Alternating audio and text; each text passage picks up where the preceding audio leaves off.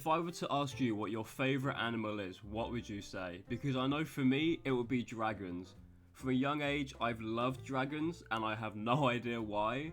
Looking back, it's probably the Wyverns from Ark, because I used to religiously play that game when I was younger. But now that I'm older and probably not wiser, and I have the basic capacity to draw, I've always wanted to draw a dragon, but I've always put it off for the longest time. And I think the main reason for that are the wings of dragons, because I think most beginner artists have quite the struggle drawing wings because of its like proportions, all the different segments of it.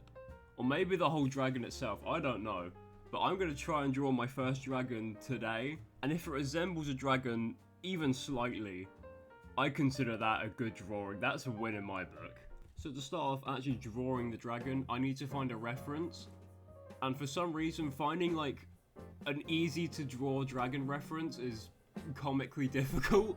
All these things are like professionally drawn. It might be easy to draw and I just can't wrap my head around it, but I couldn't find anything for quite a while. Although I can recommend this place called Art Rocket, not sponsored. It's a really good website for just drawing in general, there's a lot of references.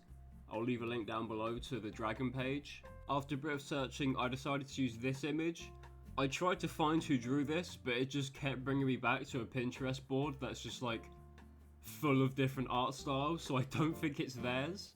Whoever drew this, well done, but I cannot find who this is.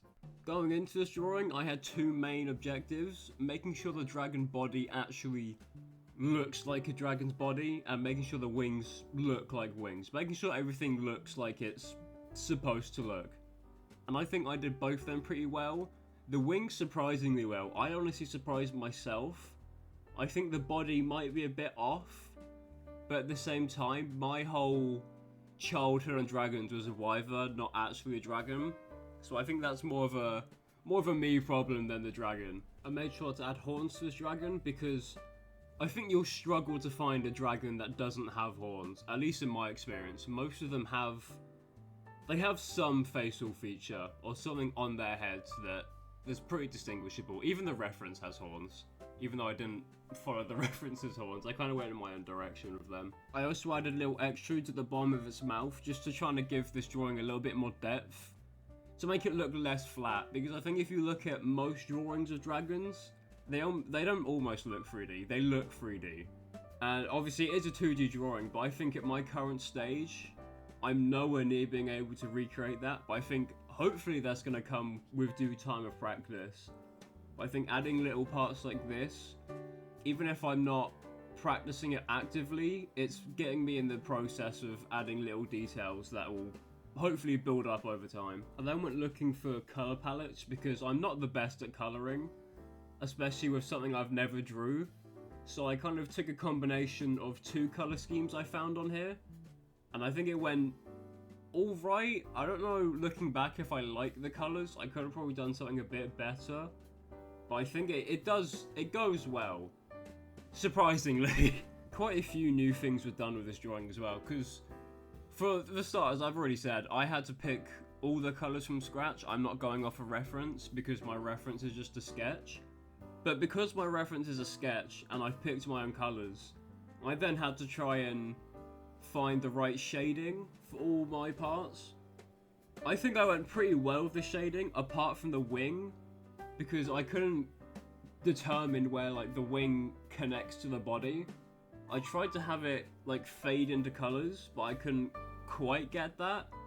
So it kind of just looks like I drew over it loads of times with the shading tool, which is, to be fair, kind of what I did. As well as all the new custom shading, I use brand new tools in Krita that I have never used in my life, because I have a favourites bar that just has all the tools I normally use. And by all the tools, I mean it has about 20 brushes and I only use 3.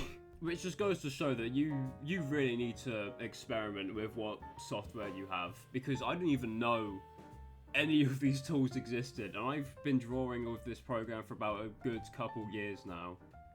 So it has quite a good selection. It has scales, which is highly convenient because I'm drawing a dragon, as well as kind of it's supposed to be bushes, but I think it works pretty well with the wings, and then kind of an electrical static pattern. that I thought worked well with the wing, not membrane. What's the outer bit of a membrane? Does that have a word? The part that's not the inside of the wing. It worked well with that. But then, after I coloured everything, after I took a moment of reflection, I realised this doesn't look that good. I'll throw a comparison on screen now with the thumbnail. You can see that the scales are actually now drawn on. I don't have the footage for that, but I can show you how I did it. So what you need to do is draw these U's on where you want the scales to be. And where the gaps are of the U's, you drew new U's in those gaps, and you just rinse and repeat until the whole body is covered. Now with the dragon drew, we actually need a name for it. Something brilliant, something majestic, something mighty, something like Bob.